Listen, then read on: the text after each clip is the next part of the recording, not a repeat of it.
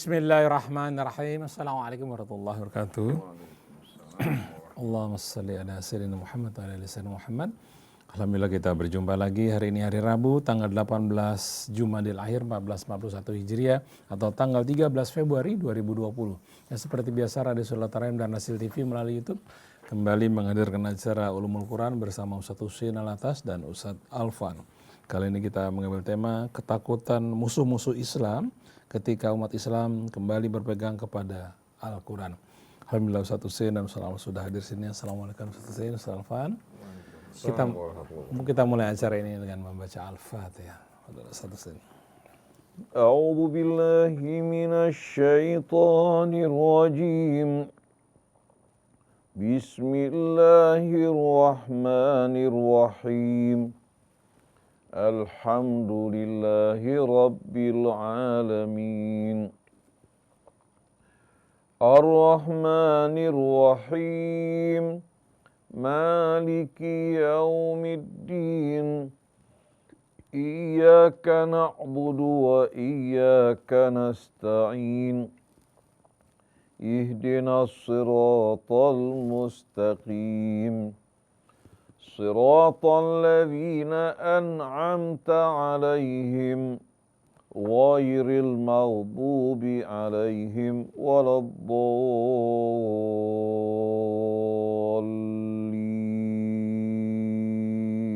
Alhamdulillah. Baca Al-Fatihah, mudah-mudahan Allah memberkahi kita semuanya.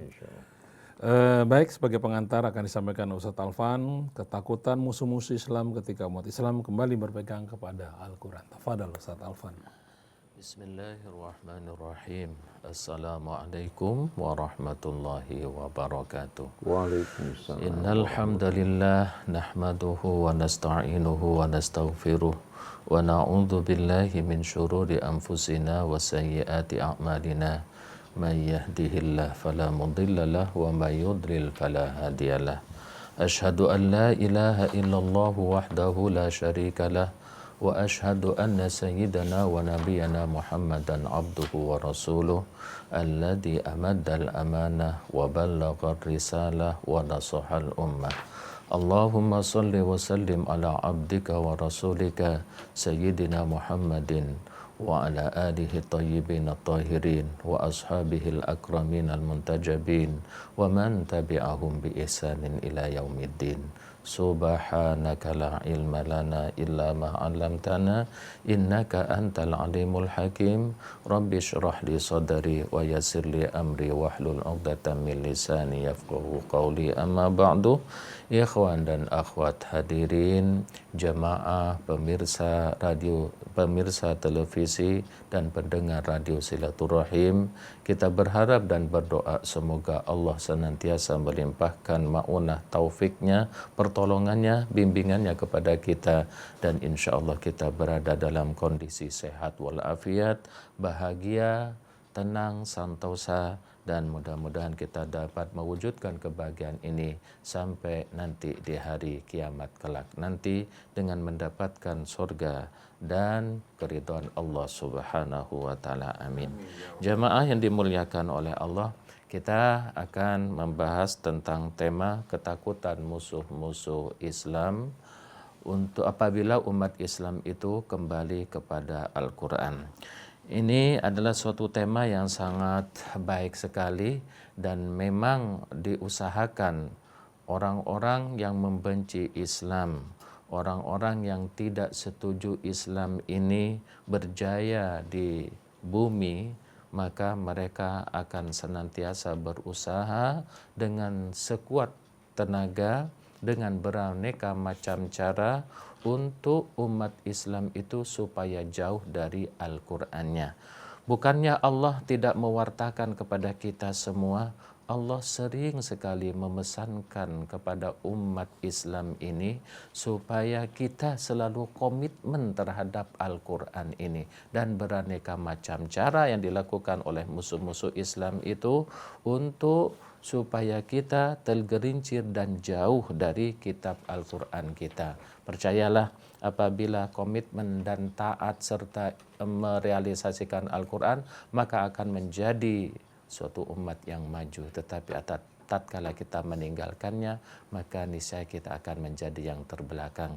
Dan ini ada pesan Allah Ustadz yang sangat menarik sekali berkenaan dengan tema kali ini, di mana Allah mewartakan, memesankan, membimbing, mentarbiah kita dengan mengakomodir rencana dan kata-kata orang kafir, Ustadz, yang memang membenci terhadap keluhuran nilai-nilai Islam ini. Di antaranya terdapat di dalam surat Fussilat ayat 26, wa qala alladziina kafaru la tasma'u li hadzal qur'an wa walghaw fihi la'allakum taghlibun.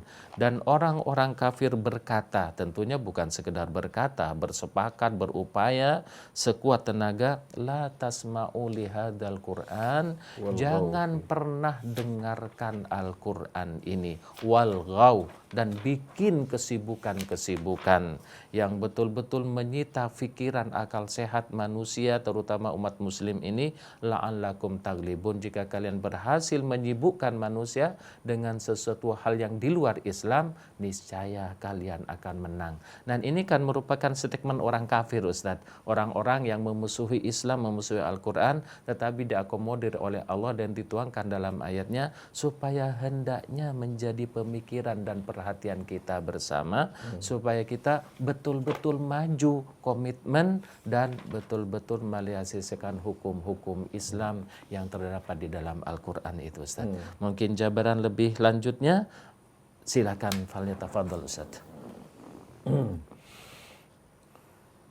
A'udzu billahi minasyaitonir rajim. Bismillahirrahmanirrahim. Alhamdulillahi rabbil alamin. Hamdan katsiran tayyiban mubarakan fi kama yuhibbu rabbuna wa yarda. Subhanaka la ilma lana illa ma 'allamtana innaka antal alimul hakim. Wala haula wala quwwata illa billahil aliyyil azim. Allahumma inna nas'aluka al-huda wat-tuqa wal-'afafa wal-ghina. Wafiqna ya rabbana likulli khair wa jannibna wa ahlana wa dhurriyyatina wa ikhwana minal mu'minina wal mu'minat min kulli bu'sin wa syarrin wa dhair wajma' kalimatana waj'alna hudatan muhtadin wa la taj'alna dhallina mudillin birahmatika ya arhamar rahimin. Amma ba'du. Ikhwan akhwat, pendengar pemirsa dimanapun Anda berada, itu pula ikhwan yang menemani kita pagi hari ini, Ustadz Alvan Sunardi, Ustadz Muhammad Krisna, dan seluruh kru. Salamullahi alaikum jami'an warahmatullahi wabarakatuh. Waalaikumsalam warahmatullahi wabarakatuh. Alhamdulillah pagi hari ini bersama-sama kita dapat melanjutkan renungan kajian kita di bawah naungan Al-Quran untuk mengantarkan kita menuju kebangkitan umat. Demikian pula kejayaannya sebagaimana yang telah dicapai dan diraih oleh Nabi kita Muhammad SAW, para sahabatnya ketika mereka berpegang kepada Al-Quran. Tadi telah dibacakan oleh Ustadz Alvan ayat 26 dari surah Fussilat yang menggambarkan kepada kita ketakutan orang-orang kafir terhadap Al-Quran dan kekuatan yang dapat betul-betul mengantarkan umat menuju kebangkitan mereka. Dengan bersatu di bawah naungan Allah Subhanahu wa ta'ala, mengikuti petunjuknya, maka janji-janji Allah akan dipenuhi. Dan subhanallah, ternyata orang-orang kafir lebih tahu akan apa? Akan kekuatan Al-Quran dibandingkan kaum muslimin sendiri. Kaum muslimin disibukkan dengan riwayat yang bertentangan, dengan pendapat-pendapat yang simpang siur, yang menimbulkan perselisihan di antara umat dan kefanatikan yang membuta hingga mereka menempatkan kitab-kitab karya manusia lebih utama dari kitab Allah. Begitu juga mereka menempatkan pendapat-pendapat manusia ya, yang bukan Nabi dan Rasul lebih utama daripada Rasul itu sendiri. Nah, orang-orang kafir berkata, wa qala alladziina kafaru la tasma'u li hadzal Qur'an walghaw fihi la'allakum taghlibun. Jangan sekali-kali kalian mendengarkan Al-Qur'an ini. Adakan kegaduhan, keributan, dan berbagai macam hal-hal yang melalaikan dan memalingkan umat dari Al-Qur'an. La'allakum taghlibun, agar kalian mampu untuk mengalahkan mereka. Artinya, selagi mereka dijauhkan dari Al-Quran, maka kemenangan akan berada di tangan musuh-musuh Islam. Tapi selagi umat kembali kepada Al-Quran, berpegang pada tali Allah dan kalimatnya, maka janji Allah akan dipenuhi. In tansurullah yansurkum wa yuthabbit aqdamakum. Cuma sayang, sungguh sayang kaum muslimin ingin meraih kemenangan, tapi jalan yang mereka tempuh jalan menuju kehancuran. Seperti pepatah mengatakan, atarjun najata wa lam tasluk masalikaha inna safinata la tajri 'alal yabasi. Apa kamu mengharapkan keselamatan, tapi jalan yang kamu tempuh bukan jalan menuju keselamatan? Ketahuilah sesungguhnya perahu tidak akan berjalan di atas apa? Di atas tanah ya, yang kering. Tapi berjalan di mana? Di laut. Di lautan, di sungai. Jadi umat Islam mereka mendambakan kejayaan, kemuliaan. Tapi yang mereka lalui justru jalan menuju kehinaan. Bagaimana mungkin mereka akan menang, berjaya kalau mereka berpecah belah? Dan bagaimana mereka tidak akan berpecah belah kalau yang mereka ikuti adalah hal-hal yang apa? Yang membawa mereka menuju pertentangan dan perselisihan. Nabi sudah wanti-wanti agar kita semua kembali kepada Al-Quran yang penuh dengan hikmah. Menceritakan pengalaman umat-umat terdahulu. Mengisahkan kemenangan-kemenangan para nabi dan pengikut mereka di saat mereka beriman, bertakwa, dan berpegang kepada kitab Allah. Dan mengingatkan juga kehancuran mereka pada saat mereka meninggalkan kitab Allah. Pada masa Daud dan Sulaiman, kita saksikan Bani Israel mencapai puncak kemuliaan karena mereka berpegang kepada kitab Taurat. Kepada kitab Allah. Tapi begitu mereka meninggalkan kitab Taurat, kitab Injil, mereka mengikuti bisikan syaitan dan wahyunya untuk mempelajari sihir seperti yang dialami pasca wafatnya Sulaiman. Bani Israel mengalami kehancuran. Akhirnya mereka diserang oleh Nebukadnezar dari Babilonia hingga membuat mereka terusir dari tempat kediaman mereka. Sebahagian diangkut menuju ke Babilonia di Irak, dijadikan sebagai budak. Wanita-wanitanya dipermalukan. Kemudian pada masa Alexander Al-Makedonia juga, bagaimana Yerusalem dihancurkan, kitab Taurat dibakar. Tidak hanya sampai di sana, pada tahun 70 Masehi, ketika Titus berkuasa Raja Romawi, mereka juga dihancurkan. Semua karena mereka meninggalkan kitab Allah. Kejayaan mereka pada saat mereka kembali kepada kebenaran. Pada masa Fir'aun mereka dianiaya karena sebelumnya mereka melakukan pengkhianatan, tidak mengikuti bimbingan Yusuf alaihi salatu wassalam, malah mereka menyombongkan diri. Mereka diselamatkan oleh Musa. Ketika mereka kembali kepada Taurat, Allah wariskan permukaan bumi untuk mereka. Jadi kita lihat kehancuran Bani Israel disebabkan karena mereka meninggalkan kitab Taurat. Demikian pula Injil, karena Taurat dan Injil diturunkan untuk Bani Israel. Nah, saya ambil langsung keterangan dan firman Allah. Allah Subhanahu wa taala menerangkan pada ayat 65 dari suratul Maidah.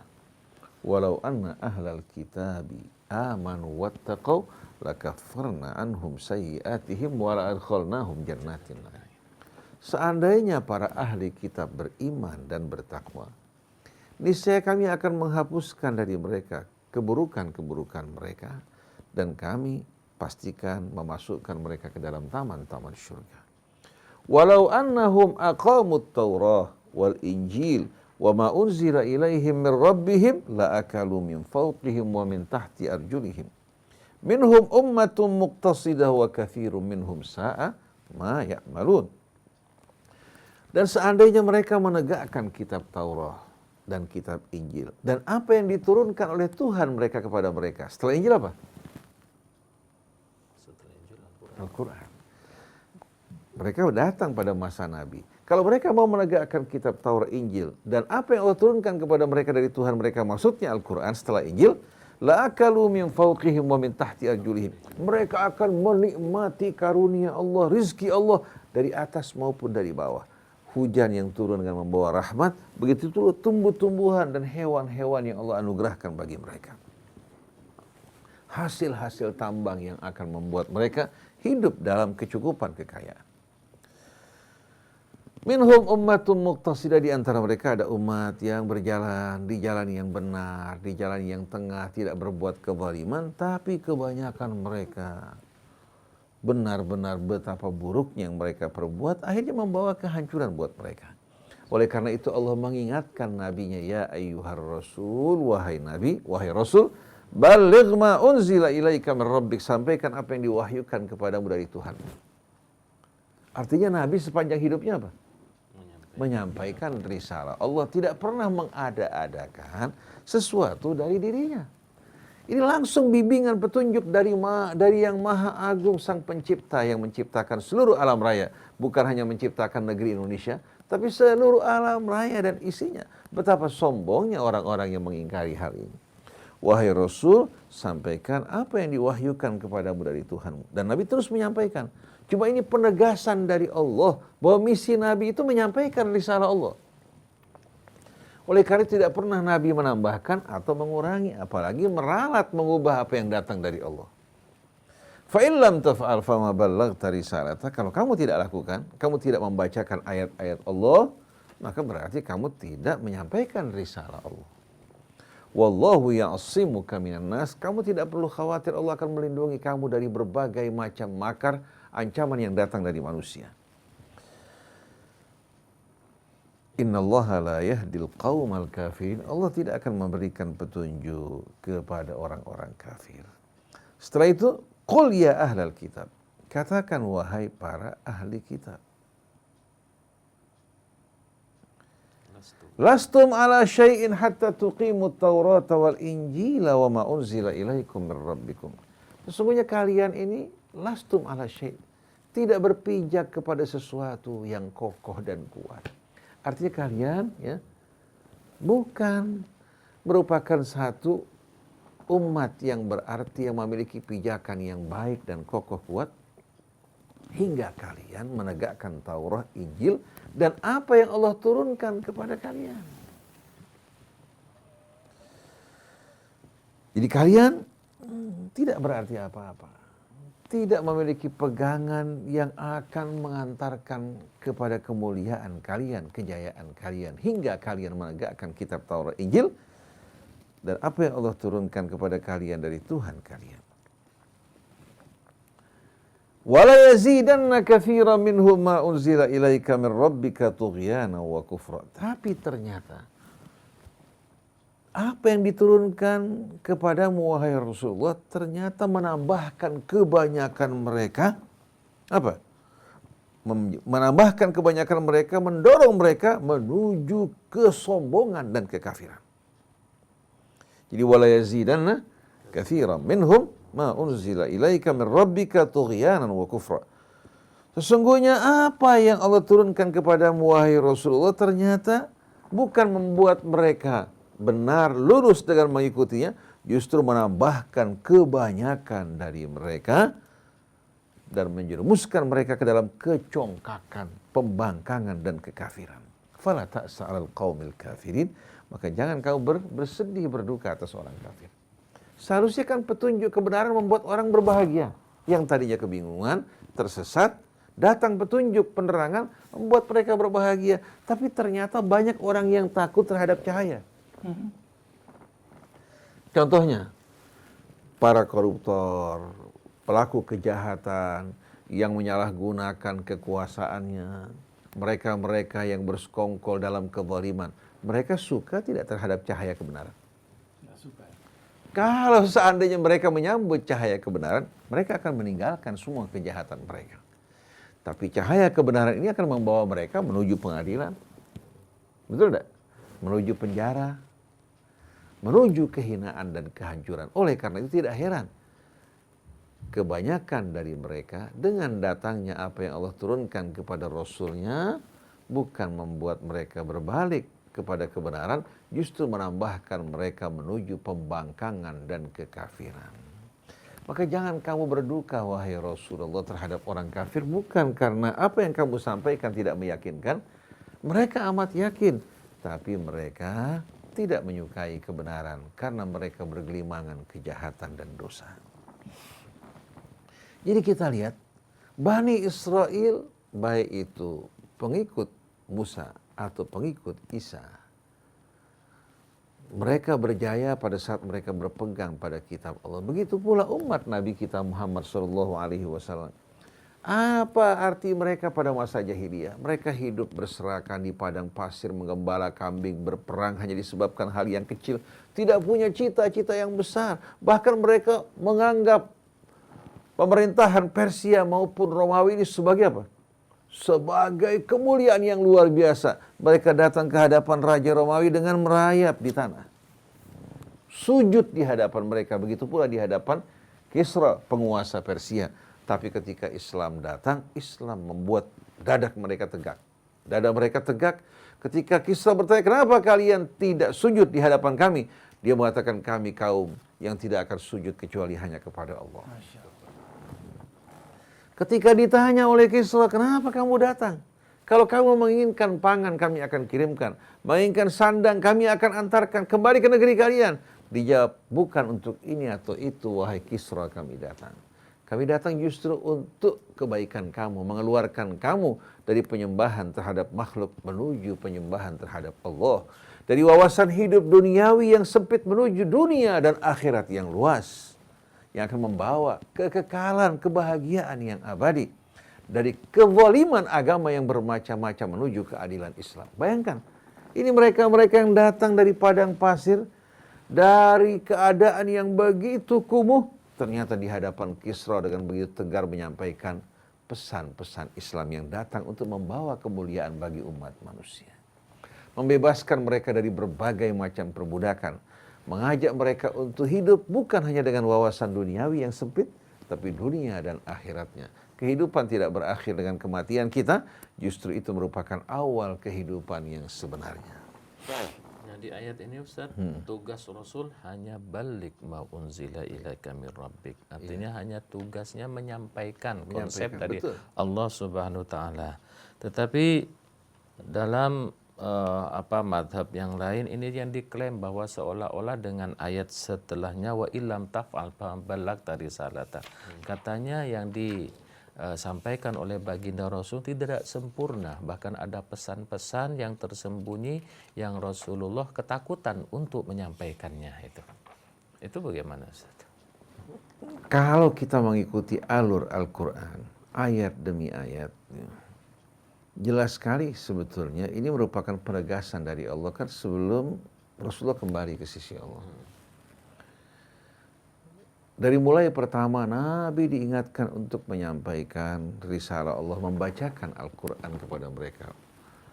Wa umirtu an atluwal Quran wa uhiya ilayya liundhirakum bihi wa man balagh wa dzakkir bil Qur'ani man yakhafu wa'id.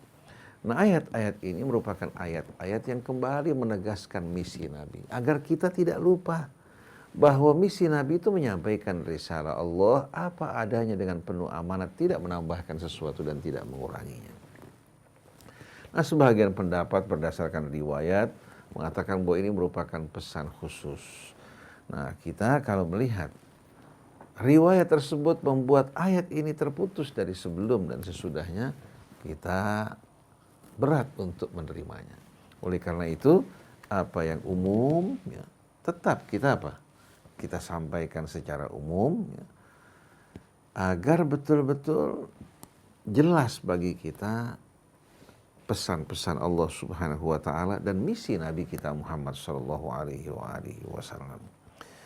Karena banyak kita jumpai kelompok-kelompok Islam mengambil ayat-ayat Al-Quran ya, yang mereka jadikan sebagai pendukung bagi apa? Bagi kelompok dan pendapat mereka. Nah, kalau kita membiarkan Quran digiring ke sana maupun kemari, akhirnya Al-Quran bukan lagi kalimat Allah, tali Allah yang akan mengikat menyatukan umat, tapi berubah waliyadzubillah, tali yang begitu kokoh dipotong-potong, lalu manusia sebagian mengambil untuk mengikat dirinya yang tidak mampu untuk menyatukan umat semuanya.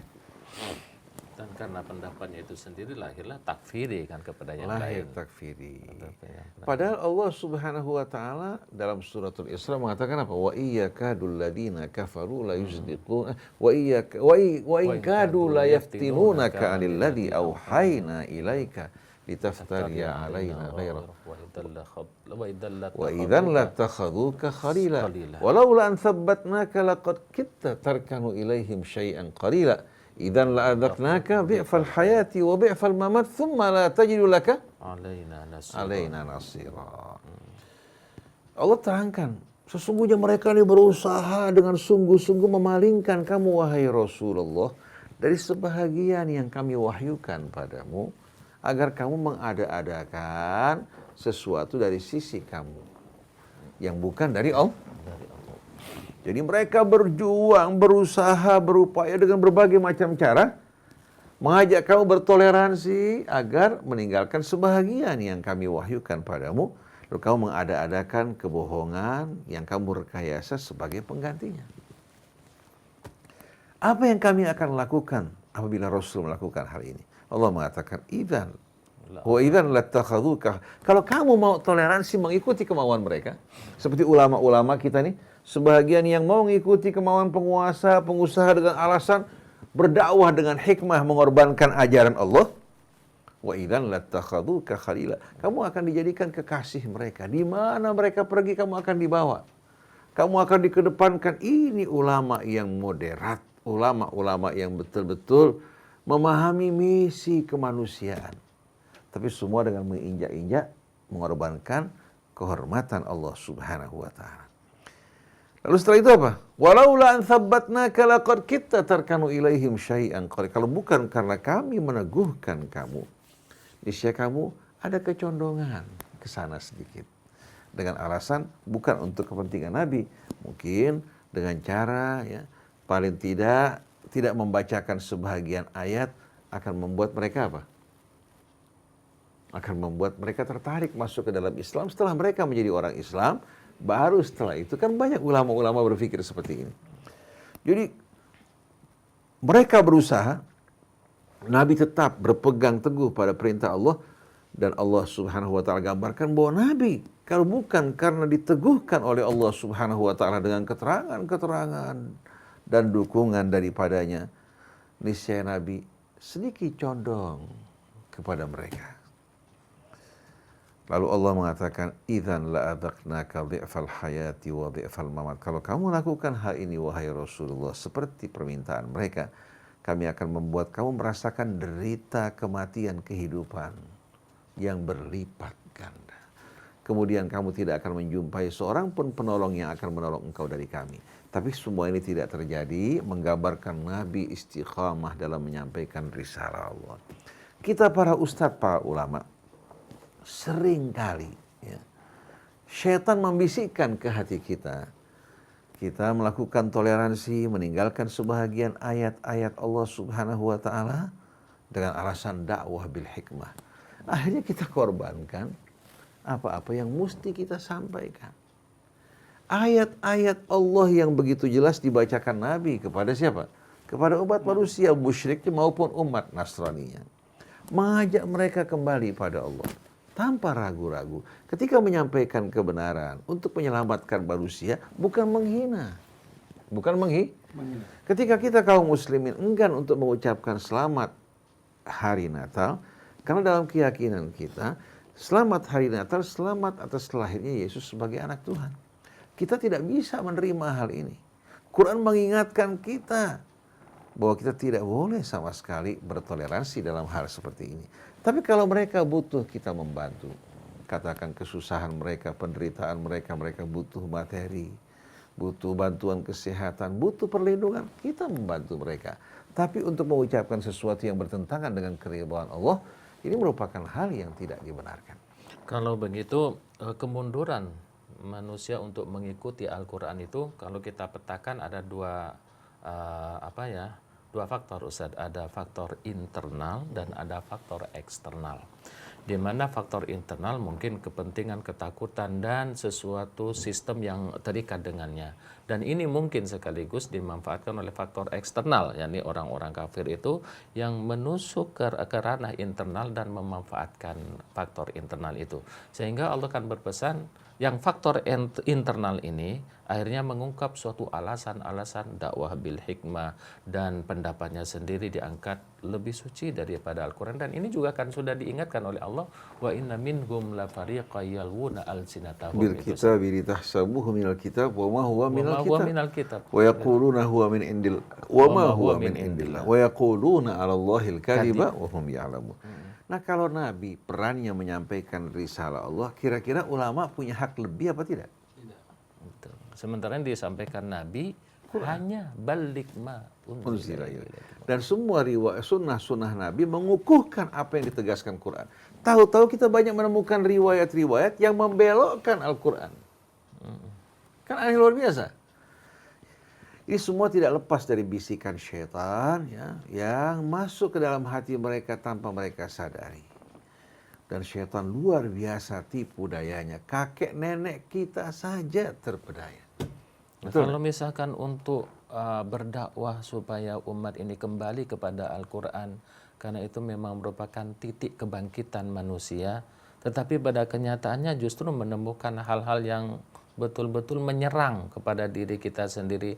Dikatakan sihir, katakan ya seperti antum sendiri dakwahnya katanya Islam Ustadz Husain itu mau dibawa kemana karena identitasnya tidak nyata, abu-abu, jenis kelaminnya tidak nyata. Nah, untuk berdakwah seperti itu apa yang harus kita lakukan? Sebetulnya apa yang disampaikan, dinisbatkan kepada kita bukan satu hal yang baru.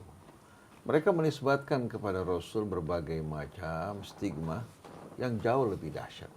Dikatakan majnun, dikatakan sahir, ya. Dikatakan mengalami gangguan dari Tuhan-Tuhan mereka. Betul tidak? Bahkan lebih dari itu, Allah difitnah beristri dan beranak. Apalagi terhadap kita yang tidak masuk. Kalau mereka mengatakan abu-abu karena tidak bergolongan seperti mereka, benar. Saya tidak sama sekali mau masuk dalam kelompok manapun. Karena ini membuat Islam mengalami apa? Mengalami betul-betul pencemaran dan membuat akhirnya keimanan kita bercampur dengan kesyirikan. Kalau mereka baru mengakui kita sebagai seorang yang dapat diterima pendapatnya atau katakan ajarannya, kalau masuk dalam kelompok mereka, saya katakan jazakumullah khair, hadakumullah, semoga Allah memberikan hidayah pada kalian. Saya tidak tertarik. Tapi ya, saya akan mengikuti apa yang Allah Subhanahu wa taala serukan, wala tamutunna illa wa antum muslimun. Saya tidak siap untuk menggunakan pakaian-pakaian golongan yang sempit. Karena Allah mengatakan ada pakaian yang lebih indah, sibghatullah wa man ahsanu minallahi sibghah wa nahnu lahu abidun. Sibghah itu artinya celupan. Maksudnya pakaian kita ini ya, yang kita pakai adalah celupan dari Allah langsung. Dan tidak ada yang lebih baik dari apa? Dari celupan yang Allah lakukan, yang akan membuat hati berserah diri pada Allah, mengikuti petunjuknya, bukan lagi dikaitkan dengan pendapat-pendapat manusia, tapi semua berhubungan dengan bimbingan dan petunjuk Allah. Dan kepadanya kami menyembah. Dan ini bukannya dakwah Al-Quran Ustaz yang direalisasikan oleh Nabi Ibrahim. Wajahidu fillahi haqqa jihadi. Dan identitasnya di situ ada sebetulnya. Artinya bukan abu-abu, bukan tidak ada jenis kelaminnya, ada jenis kelaminnya, ada identitasnya, yaitu Muslim.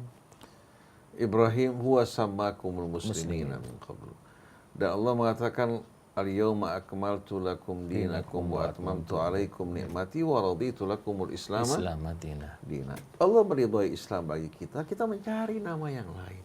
Jadi sebetulnya fa'ayyul fariqaini ahaqqu bil amni in kuntum mu'minin. Siapa sebetulnya kelompok yang patut merasa aman di antara dua kelompok yang bergolong-golongan sama yang berserah diri pada Allah? Kalian tidak punya alasan, tidak punya dalil karena nama-nama yang ada pada kalian, nama yang kalian berikan dan diberikan oleh orang-orang tua kalian. Tapi nama yang kita pakai, atribut yang kita pakai datang dari Allah. Nah, atribut-atribut ini, identitas-identitas yang lain itu masuk nggak usah dengan ayat wal ghaufihi itu Ustaz? Artinya berbagai macam kesibukan mereka itu termasuk yang mengacaukan umat dari Al-Quran. Karena kalau kita ajak kepada Al-Quran, mereka tidak bersemangat. Betul. Betul nggak? Jadi kalau kita perhatikan sama-sama, sebetulnya mereka masuk dalam firman Allah, wala takunu minal musyrikin minal ladzina farraqu dinahum wa kanu syi'a. Kullu hizbin Bima ladaihim farihun. Jangan kalian tergolong dari orang-orang musyrik yang memecah belah agama mereka hingga mereka berkelompok-kelompok. Ya. Setiap kelompok merasa bangga dengan apa yang ada pada mereka. Bagaimana mungkin mereka akan berjaya, akan menang, akan dihormati, dihargai kalau seandainya apa? Kalau seandainya mereka tidak bersatu. Dan bagaimana mungkin bersatu sedangkan ikatan mereka bukan ikatan yang menyatukan mereka dalam iman kepada Allah, tapi ikatan dan loyalitas kepada kelompok golongan yang membuat mereka berpecah belah. Oleh karena itu, jalan satu-satunya hanya kembali kepada Allah, kembali kepada Rasulnya dan kitab sucinya sebagaimana yang dilakukan Rasul. Tapi sekarang perhatian kita bertahun-tahun bahkan puluhan tahun kita mengkaji riwayat dan mengkaji pendapat manusia, tidak memberikan kesempatan buat kita untuk merenungkan Al-Quran. Paling cuma membaca Al-Quran tanpa diresapi dan dihayati dengan alasan semua yang terdapat dalam Al-Quran telah digali oleh para ulama. Tidak perlu kita langsung kepada Al-Quran. Ini pembodohan. Pembodohan yang dilakukan oleh mereka-mereka yang berupaya memalingkan manusia dari ajaran Allah. Bahkan ada sebagian ulama melarang untuk menerjemahkan Al-Quran supaya manusia tidak memahami Al-Quran. Nah, kalau kita perhatikan bersama-sama Ustaz Alfan, dalam surat Yunus, Allah Subhanahu wa taala berfirman dalam surat Yunus ya. Ayatnya ayat 57 58 yang memberikan kabar gembira buat kita.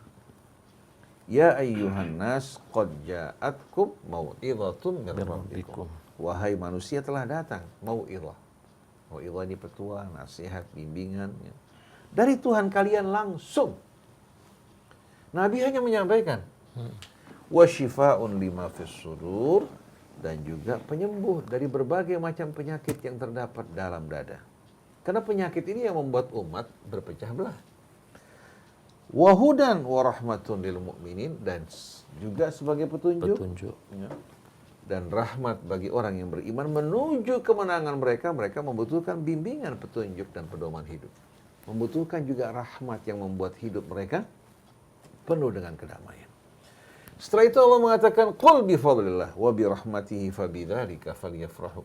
Katakan dengan karunia Allah dan rahmatnya hendaklah mereka sambut dengan penuh kegembiraan. Huwa khairum mimma yajma'un. Al-Quran yang diturunkan Allah lebih baik dari segala apa yang mereka kumpulkan. Yang dikumpulkan manusia apa? Ini kan langsung kalam Allah. Selain dari Al-Quran, makalah-makalah. Termasuk riwayat. Riwayat-riwayat. Karena bukan dikumpulkan pada masa Rasul. Jadi lebih baik dari segala apa yang mereka kumpulkan berbeda dengan Quran yang langsung datang dari sisi Allah Subhanahu wa ta'ala. Di ayat yang antum sebutkan tadi saat menarik ada mau'izah, ada syifa, obat, ada Rahmat, hudan, petunjuk, ada rahmah. ada nur. Tapi ayat yang terakhir lil mu'minin itu 4 faktor ini bisa mampu berguna apabila beriman Ustaz, lil mu'minin. Nah, dulu pertanyaannya mengapa harus orang beriman? Karena ini tidak akan efektif bagi orang yang tidak Sekarang beriman. kalau seandainya katakan kita berangkat ke dokter bawa anak kita atau diri kita, periksa, dokter berikan resep. Berikan resep, kita tebus resepnya. Tapi kita nggak makan, sembuh nggak? Nggak bisa. Nah, bagaimana nasihat-nasihat Allah akan berguna, bermanfaat kalau kita nggak ikuti? Nah, yang mengikuti orang yang beriman. Adapun orang yang tidak beriman, mereka tidak siap mengikuti. Mereka dengar sama dengan resep yang diberikan dokter, mereka nggak tebus, atau ditebus tapi obatnya nggak dimakan. Jadi kita lihat, Allah batasi di sini manfaat dari hidayahnya bagi orang yang beriman karena mereka yang siap mengikuti. Nah, yang mengikuti ini yang mendapatkan janji Allah.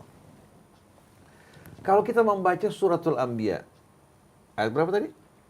9 ya? Ayat 10. 10. Walaqad anzalna ilaikum kitaban fihi dzikrukum afala ta'qilun.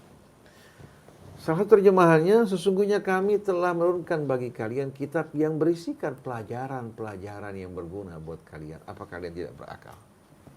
Di antara terjemahan dan makna yang lain yang tercakup dalam ayat ini, sesungguhnya kami telah menurunkan sebuah kitab untuk kalian. Pada kitab ini terdapat rahasia kebangkitan kalian hingga kalian menjadi sebutan di tengah-tengah bangsa-bangsa. Contohnya umat Nabi kita. Sebelum mereka beriman mengikuti Al-Quran, mereka dalam kesesatan, tidak dikenal sebagai bangsa jahiliyah yang tenggelam dalam kehidupan yang amat primitif. Jadi kami sesungguhnya telah menurunkan bagi kalian kitab yang berisikan pelajaran yang akan menjadikan kalian sebagai sebutan di tengah-tengah bangsa-bangsa. Apa kalian tidak berakal? Afala taqilun. Nah, ini jelas sekali. Nah, kalau kita kembali ke dalam suratun Nisa ayat 170. Ya ayyuhan nas, wahai manusia, qad ja'akumur rasulu bil haqqi min rabbikum fa aminu khairal lakum. Wahai manusia, telah datang kepada kalian seorang rasul dengan membawa al-haq, kebenaran yang pasti dari Tuhan kalian. Berimanlah, niscaya akan membawa kebaikan yang lebih baik bagi kalian. Wa in takfuru, kalau kalian ingkar, fa inna lillahi ma fis samawati wal ard. Kepunyaan Allah segala apa yang terdapat di langit dan di bumi. Wa kanallahu aliman hakimah, sesungguhnya Allah Maha tahu lagi Maha bijaksana. Kalau kepunyaan Allah semuanya, Allah hanya akan berikan untuk siapa? Yang menyambut dan beriman. Nah, kalau antum baca lagi ayat 174 dari suratun Nisa. Ya ayyuhan nas, qad ja'akum burhanum min rabbikum wa anzalna ilaikum nuram mubina.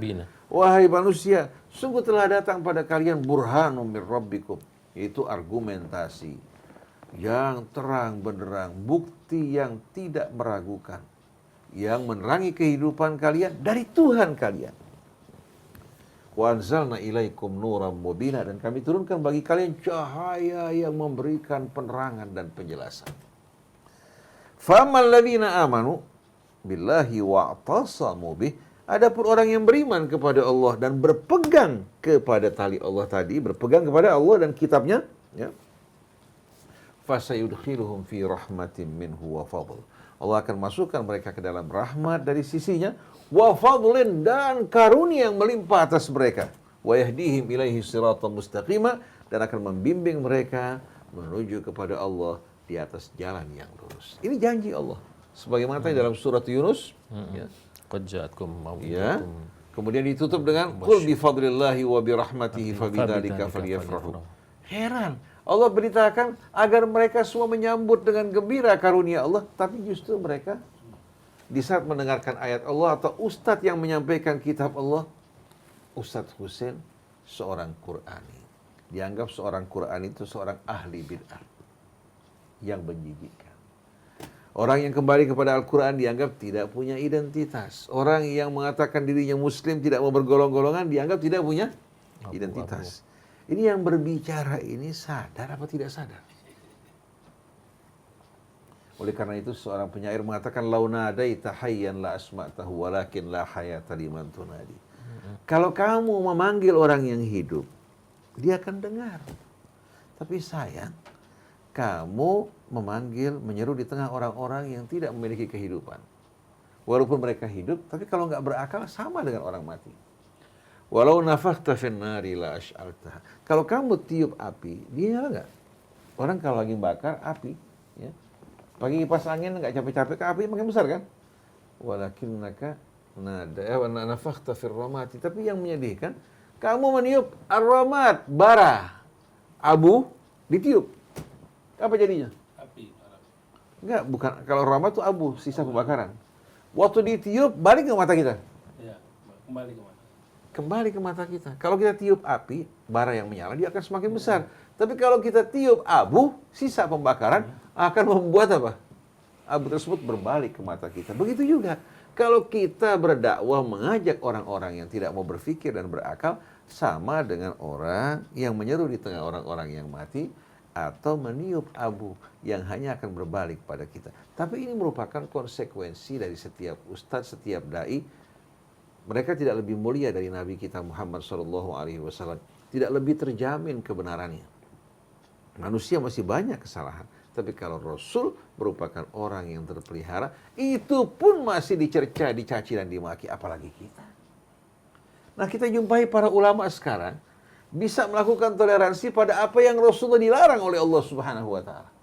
Jadi kita lihat ulama-ulama sekarang ini luar biasa. Mereka punya wewenang yang lebih luas dari Nabi kita Muhammad SAW. Kenapa semua ini terjadi? Karena yang dibaca bukan Al-Quran. Yang dibaca apa? Yang dibaca riwayat dan fikih yang bisa di-setel, yang bisa disesuaikan dengan hawa nafsu mereka. Mungkin apa yang saya sampaikan ini agak menyakitkan bagi sebagian orang. Tapi saya harus sampaikan apa adanya. Saya bukan menyampaikan karena ingin mengajak Anda bergolongan, karena saya nggak punya golongan.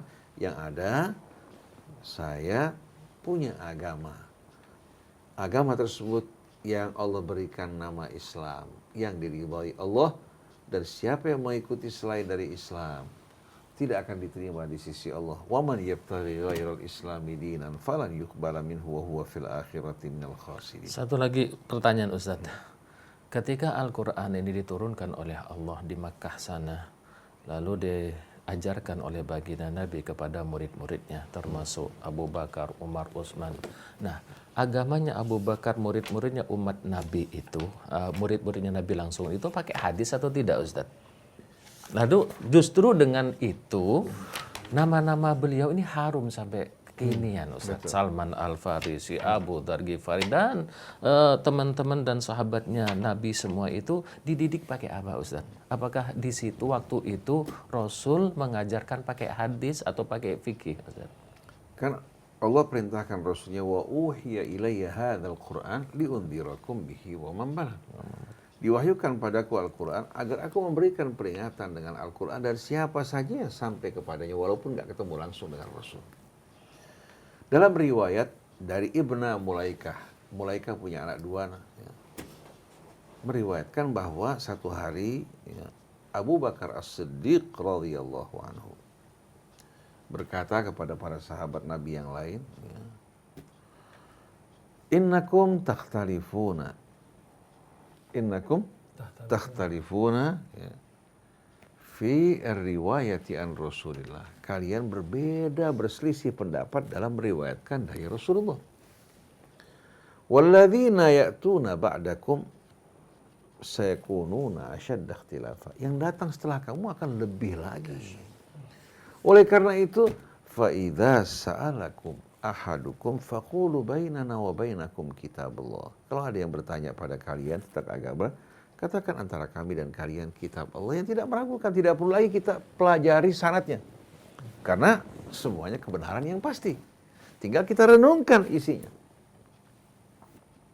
Kemudian tugas para ulama sebagaimana ya, yang diperintahkan Allah dalam surah apa? Dalam surah Al-Imran, ketika sebahagian mengada-adakan kebohongan, mengajak untuk meninggalkan Allah, bahkan menyembah selain Allah, meninggalkan kitab Allah kepada yang lain, Allah berkata, menjelaskan tugas mereka, walakin kunu rabbaniyin bima kuntum tu'allimunal kitab wa bima kuntum tadrusun. Jadilah kalian wahai para ulama, baik ahli kitabnya maupun ulama Islam sekarang ini, menjadi rabbaniyin, yaitu dengan apa? Dengan kesibukan kalian mempelajari Alkitab dan mengajarkannya. Kata Rabbaniin diambil dari kata Rabbani. Rabbani itu dinisbatkan kepada Allah. Maksudnya apa? Hamba-hamba yang betul-betul bertugas untuk menyampaikan pesan-pesan Allah dan mengajarkan kepada mereka, walaupun bukan Nabi, tapi melanjutkan misi Nabi. Nah, dalam riwayat juga, Umar bin Khattab radhiyallahu anhu istikharah selama 1 bulan untuk mengumpulkan hadis. Ternyata setelah sebulan hasil dari istikharah tersebut ya, tidak sama sekali mendukung dirinya. Akhirnya membakar semua yang dikumpulkan dan memerintahkan orang juga membakar. Sampai Ibnu Mas'ud diperintahkan untuk mengumpulkan orang-orang yang mengumpulkan riwayat agar dibakar. Kenapa? Karena riwayat yang dikumpulkan di tangan mereka ini bisa beresiko menjadi tandingan Al-Quran. Dan terbukti, sekarang Quran diabaikan, paling cuma dibaca pada saat-saat acara-acara tentu, pembukaan acara, ya. Kemudian dibaca dengan suara indah pada saat sholat, ya. Dibaca dengan tahsin yang amat indah, ya. Dan mereka berlomba-lomba dalam menghafalnya, tapi tidak merenungkan isinya. Afala yatadabbaruna al-Quran am ala qulubin aqfaluha. Apakah mereka tidak merenungkan Al-Quran? Apakah jiwa mereka, hati mereka tertutup? Kalau mereka ceramah, paling Quran sebagai pembukaan, setelah itu berkata Syekh Fulan, berkata Syekh Fulan, berkata Imam Fulan, berkata ini. Mana ayat Allah? Nabi sepanjang hidupnya menyampaikan ayat Allah subhanahu wa ta'ala. Oleh karena itu perhatikan, yang menyebabkan kenapa orang terkena laknat Allah subhanahu wa ta'ala. Walladzina kafaru fata'sal lahum wa adalla a'malahum. Surat Muhammad ayat 8. Orang-orang yang ingkar dan kafir, Allah Subhanahu wa taala jelaskan bahwa mereka adalah orang-orang yang akan terkena kehinaan, hidup dalam penderitaan. Wa adalla a'malahum, dan semua usaha mereka akan disia-siakan, disesatkan, tidak akan mencapai tujuan mereka. Kenapa? Dzalika bi annahum karihu ma anzalallah fa ahbata a'malahum. Karena mereka enggak menyukai apa yang Allah turunkan kepada mereka. Akhirnya Allah apa? Allah hancurkan semua amal mereka. Terhadap kitab Allah enggak suka, sukanya kepada riwayat, pendapat-pendapat yang bukan merupakan apa? Bukan merupakan pedoman hidup bagi orang yang beriman, kecuali yang sejalan dengan Quran. Kalau kita lepas dari Quran, kita kehilangan neraca. Seperti orang ya, yang berjalan tanpa kompas tujuan di tengah-tengah padang pasir atau lautan. Seperti orang yang menggunting bahan tanpa digaris lebih dulu. Seperti orang mengira-ngira dalam membeli tanah 1000 meter dikira-kira, pasti akan berbeda-beda. Betul enggak? Tapi kalau kembali kepada Quran sebagai tolak ukur, kita punya ukuran yang jelas. Oleh karena itu Mas Krisna, coba lihat dalam firman Allah Subhanahu wa taala bagaimana Allah melaknat apa? Melaknat orang-orang yang melakukan toleransi pada sebahagian ayat Allah Subhanahu wa taala. Surat Muhammad juga. Dalam surat Muhammad, atau perhatikan di sini.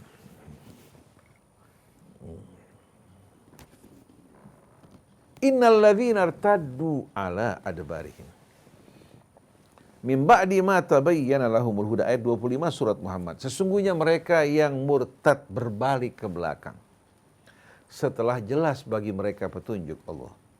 Asyaitanu sawwara lahum wa amla lahum, syaitan yang mempengaruhi mereka, wa amla lahum, dan apa? Dan mengulur mereka, mendorong, menjerumuskan mereka ke dalam perbuatan tersebut. Siapa yang kamu maksudkan dengan mereka wahai Allah? Itu orang yang murtad berbalik ke belakang.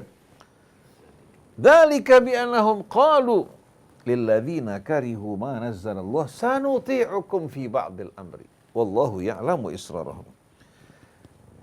Yang menyebabkan mereka murtad berbalik ke belakang karena mereka berkata kepada orang yang tidak menyukai apa yang Allah turunkan dalam kitabnya, bahwa kami akan mengikuti kalian pada sebagian urusan. Ini sebagian ayat ini yang kita anggap agak sedikit keras, kita bekukan, kita siap untuk melakukan toleransi.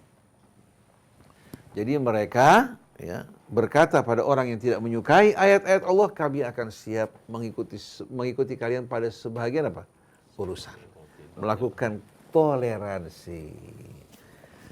Wallahu ya'lamu israrahum, sesungguhnya Allah mengetahui apa yang mereka rahasiakan. Fa kaifa idza tawaffathumul malaikatu yadribuna wujuhahum wa adbarahum.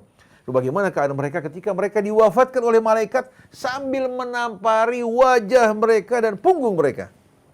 Dzalika bi annahum muttaba'u ma askhatallaha wa karihu ridwanahu fa ahbata a'malahum. Yang demikian itu disebabkan karena mereka mengikuti apa yang dimurkai Allah dan mereka tidak menyukai keridhaan Allah, Allah hancurkan semua amal mereka. Kenapa mereka melakukan hal ini? Karena mereka nggak baca peringatan Allah, nggak baca Al-Quran. Akhirnya mereka kena pengaruh dan bisikan syaitan. Jadi kesimpulannya, untuk kebangkitan kita, kita harus bersatu. Dan tidak mungkin kita bersatu kalau yang menjadi pegangan acuan kita mengajarkan kita berpecah belah, bermusuh-musuhan, saling mengkafirkan satu dengan lainnya. Banyak kelompok-kelompok datang mengajak saya bergabung, saya mereka. Saya bilang, alhamdulillah, saya selama ini hidup di tengah-tengah lautan Islam yang amat indah. Masa saya harus masuk ke comberan yang tidak mengalir, yang penuh dengan apa? Penuh dengan benih-benih nyamuk, ya, yang menimbulkan waliyadzubillah berbagai macam ancaman. Coba kita masuk ke samudera, kita akan temukan keindahan yang luar biasa. Oleh karena itu, Al-Quran mengajak kita semua untuk kembali kepada Allah, berserah diri padanya. Jangan kita habiskan waktu untuk ribut masalah-masalah fikih yang merupakan pendapat ulama, melupakan syariat Allah yang langsung datang dari Allah. Mudah-mudahan Allah Subhanahu wa Ta'ala jadikan apa yang kita sampaikan ini penuh manfaat, menyadarkan umat. Adapun yang tidak siap menyambut, Allah mengatakan fa innaha la ta'mal absar walakin ta'mal qulubul lati fis sudur. Yang buta bukan kedua bola mata ini, tapi apa yang terdapat di dalam dada. Hati yang tertutup menerima kebenaran, itulah yang buta dalam arti sebenarnya. Saya tidak menyampaikan dari sisi saya, yang saya bacakan adalah firman-firman Allah. Itulah tugas Rasul. Nah, kita berharap mudah-mudahan dengan hal ini Allah mengampuni dosa kita, membuka pintu rahmatnya bagi kita, dan menutup hidup kita dalam keadaan husnul khatimah. Dan kita berharap di hari kemudian nanti Al-Quran bersaksi di hadapan Rasul, di hadapan Allah, bahwa kita adalah orang-orang yang betul-betul ingin, betul-betul mengikuti petunjuk Al-Quran. Ya, tak lupa, tak luput dari kesalahan dosa yang kita lakukan sengaja maupun tidak disengaja, tapi bukan sebagai keingkaran, pembangkangan, tapi karena kelemahan kita di hadapan hawa nafsu kita. Subhanakallahumma wa bihamdik, asyhadu an la ilaha illa anta astaghfiruka wa atubu ilaik, wal afu minkum, wassalamualaikum warahmatullahi wabarakatuh. Ya, demikian Iwan dan Awad, Ulumul Quran edisi hari Kamis tanggal 13 Februari 2020, 18 Jumadil Akhir 1441 Hijriah. Kita akan jumpa lagi pada Kamis depan insyaAllah. Terima kasih Tausin, Ustaz Alfan, syukran. Ya, saya Muhammad Tirisna, kemudian juga Atef, dan juga Fahri, mohon pamit. Wabillahi taufiq wal hidayah. Assalamualaikum warahmatullahi wabarakatuh.